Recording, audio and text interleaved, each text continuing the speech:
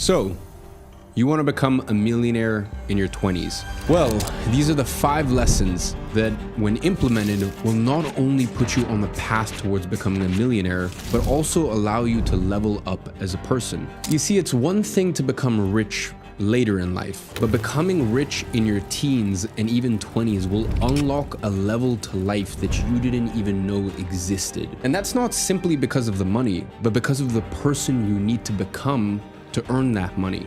I mean, take it from me. I made my first $1 million in profit at the age of 18. And honestly, the biggest lesson I've learned in the last few years is that there are truly a million ways to make $1 million. And that is why the first lesson is don't be afraid to try making money in different ways.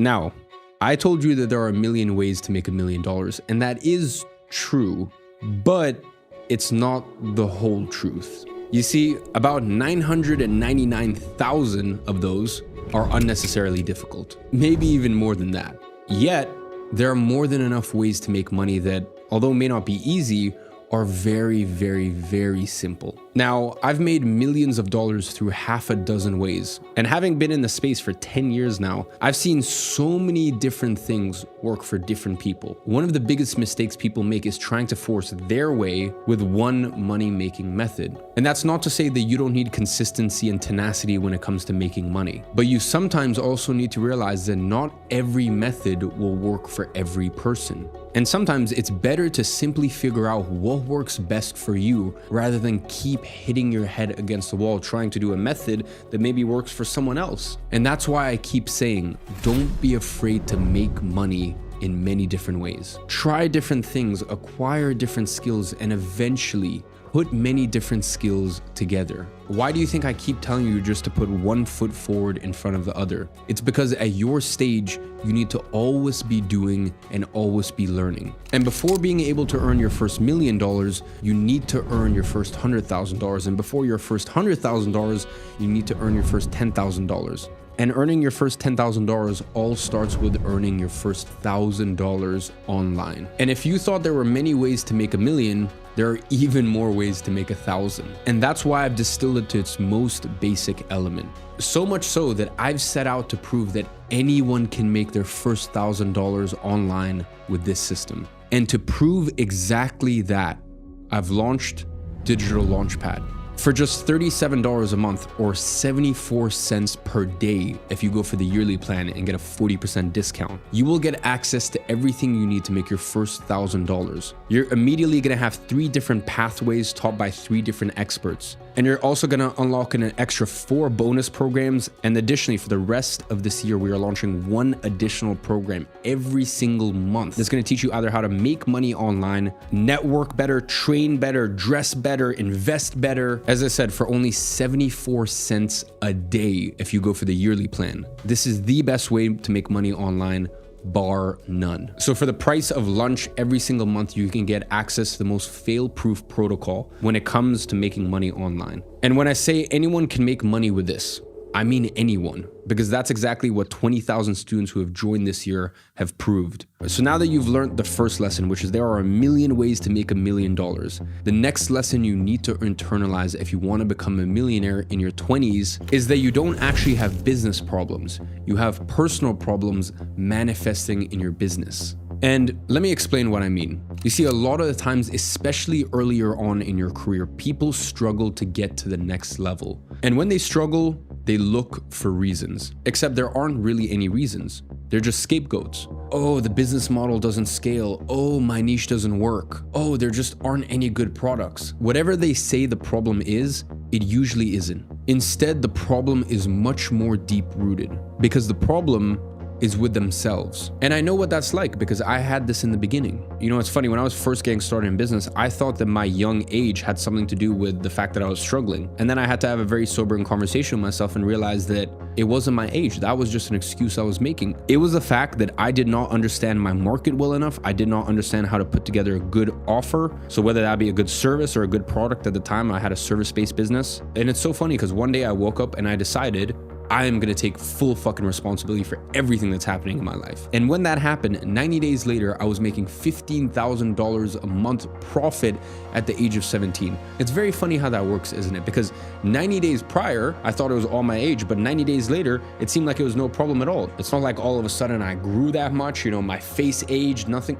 No, it was all in my head. It was simply a personal problem or a personal belief or a personal worldview that was manifesting in the business. And that's why I knew I had to change my own ways in order to progress in my business. And that was just one example. There was many other examples. I knew I had to change my own ways in order to progress in my business. And so I'll give you a few more examples to illustrate this point. For one, I knew I wouldn't be able to focus as well if my phone was on the desk next to me. So that's why from the age of 17 until 21, I did not check my phone for the first 4 to 5 hours a day. And in order to make sure I didn't slip up, I would actually put my phone in a vault I had in my house. And then I would have a second burner phone that only had essentials like Audible and Spotify or Uber on there. And in the same way, I knew that I focused better and felt better if I worked out first thing in the morning. In fact, my health had such a profound impact on my business that there was a direct correlation between the months I was on top of my fitness and diet and the months that I made the most money. So obvious, but sometimes you don't see it in the moment. And that's why I had to create systems that made sure I was always on top of my game. Because if I didn't,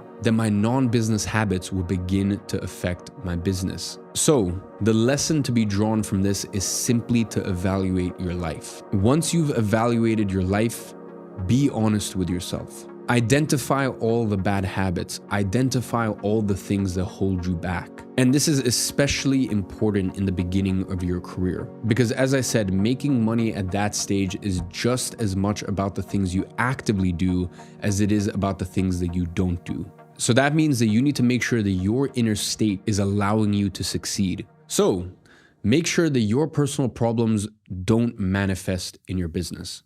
Now, the next lesson you need to internalize is that you won't invest your way to riches. Now, I know that when I say that, all of the finance gurus will come after me, but here's the deal. I am not saying you shouldn't invest. You absolutely should. I started investing from a young age and I'm very happy I built those habits. My only regrets is that I didn't start investing sooner. But when you only have a few $1,000s to your name, investing won't do anything for you. I mean, let's just simply break down the math. Even if you invest $3,000 into the market, you might make what? $200 to $300 back. And when it comes to investing, it's all about risk to reward. That means that you need to analyze your potential upside, how much money you can make versus what it actually costs you to lose that. And when you're looking at cost, you need to think in terms of how it will impact your life. So consider this, you should never invest more than you're willing to lose. And that means you cannot get blindsided by the upside. Now, some of you might be thinking, but if I invest into this altcoin, I can 2x, 4x, maybe even 20x my money. Because bear in mind, each time someone has that 20x increase in their portfolio,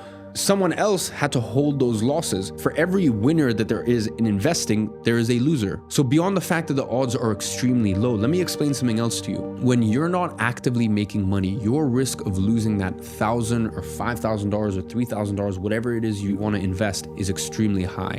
Why? Well, because you don't know how to earn it back. So why would you invest the only money you have if you don't know how to actually make money? If you lost it, you wouldn't even know how to make it back. Instead, let's look at the alternative. If you invest just a fraction of that $5,000 into improving your skills, there's literally no limit as to how much you can earn. This is why you need to invest in yourself. You need to invest in skills that can produce more money. Whether that means going to business seminars, public speaking events, or spending $1,000 learning how to code, whatever it is, anything that can make you more valuable in the marketplace will generate you more money. And those are the skills that are going to propel you to riches, not investing. You simply will not get lucky enough to turn $1,000 into $1 million by investing. It won't happen. And honestly, even if by some miracle it did happen, you wouldn't be able to neither keep that million because you never earned it, nor multiply it, because you wouldn't be the type of person that is worthy of that money and you would just self-sabotage. And that's the next reason why you can never invest your way into riches. Being rich is only half about the money. The latter half of it and the important half is about being the person to be able to earn it. So once you're making consistent money online, by all means, toss it into the S&P 500. Maybe even invest it into some alternative assets, maybe watches, maybe even go buy some cars, restore it, whatever you're into. But for now, just focus on what it actually takes to earn money. Realize that your best investment will always be yourself and your skills. And listen, whether it's Digital Launchpad and you decide to spend 74 cents a day, not even $1 a day for the best online education out there taught by the best mentors. So let's say you don't want to risk it and try it for a year. Let's say you just want to commit to 1 month, $37, the same amount of money you spend when you go to the cinema for 2 hours to watch some random bullshit. Whether you decide to go for the 40% discounted yearly Digital Launchpad plan or the monthly, whether you decide to get one of those or you spend $2,000 learning from a successful real estate agent, just shadowing him and telling them, hey, teach me all the tricks of the trade. How do I make $100,000 a year as a real estate agent? When you are first starting off and you're trying to become a millionaire, trying to become the person that can become a millionaire, there's no such thing as wasted money when you are investing in yourself. Because let's say you work with that coach for $2,000 and you even learn one thing. That one thing may not make you much money today, but in 9 months, 18 months, 25 months, whatever it is, that one thing you learn will make you so much more money than you spend on the investment into self-education itself. And as I said, no altcoin is ever going to give you that, because when you become the sort of person that can make $1 million every single year consistently because you invested in yourself to learn the skills in order to do so, no one can take that away from you. No market change, no bull run, bear run. Oh, crypto's pumping again, so now all of a sudden I'm not poor. Do you really want to be that sort of person? Now, lesson 4 is one that people refuse to learn over and over. And funnily enough, I even see it with some of my successful friends. They simply refuse to let go of the things they need to let go of. For some, it's TikTok. For some, it's bad friends. For others, it's bad diet. We all have those things. And that's why lesson 4 is you need to learn to break the shackles. You need to learn how to let go of everything that's holding you back. So let's just do a simple thought experiment. What if tomorrow you got rid of everything that's not serving you? And I mean absolutely everything. So that everything you did in your life was designed with one goal in mind: success. What would your life look like if you lived like that for just 1 month? Now, what if that month turned into a year? How much further along in your journey would you be? Because I'm gonna be honest, 1 year is all it takes to turn your life around completely. But it all starts with breaking those shackles today. And that means delete TikTok off your phone forever. Never download it again, unless you're making money with it. Now, don't just stop playing video games. Sell your console. Go to some store, go to some pawn shop, go somewhere and just sell it. Even if it's cheap, you won't need it. Completely let go of it. You know those bad friends you have that keep dragging you down? Cut them off once and for all. Go to your kitchen right now and just throw away all the unhealthy shit. All of it. You don't need it. Whatever it is that is holding you back, let that shit go. Make the decisions you know you need to make once and for all. And then watch yourself propel to the next level. Burn all of those bad bridges and let them light your way.